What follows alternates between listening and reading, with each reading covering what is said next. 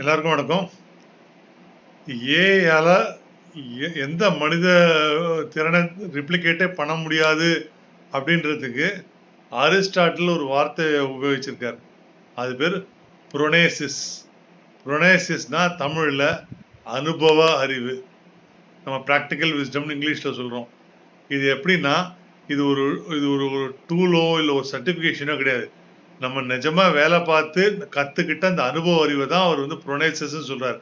இது ஏன் ஏஐயால் ரெப்ளிகேட் பண்ண முடியாதுன்னா, இப்போ ஒரு சூழ்நிலையில் இருக்கோம். அந்த சூழ்நிலையில நம்ம ஒரு முடிவு எடுக்கணும்.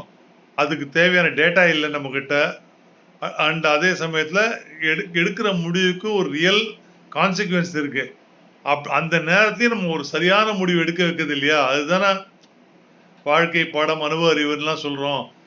அந்த இந்த மாதிரி சுச்சுவேஷன்ல ஒரு ஹியூமன் ஜட்ஜ்மெண்ட் இருக்கு பாத்தீங்களா, டிசிஷன் மேக்கிங் கேப்பபிலிட்டி இருக்கு பாத்தீங்களா, இதை ஏஐயால ரெப்ளிகேட் பண்ணவே முடியாது. ஏஐ ஆன்சர் கொடுக்கும், எல்லாம் பண்ணும். ஆனா எந்த கேள்வி சரியான கேள்வி நம்ம தான் முடிவு எடுக்கணும். அந்த சுச்சுவேஷனுக்கு எந்த டெசிஷன் கரெக்டாக நம்ம தான் முடிவு எடுக்கணும். இந்த திறனை தான் ஏஐயால் ரெப்ளிகேட் பண்ண முடியாது.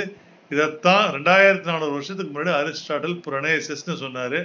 மேலும் இந்த மாதிரி ஒரு தகவலுடன் நாளை சந்திக்கிறேன். நன்றி.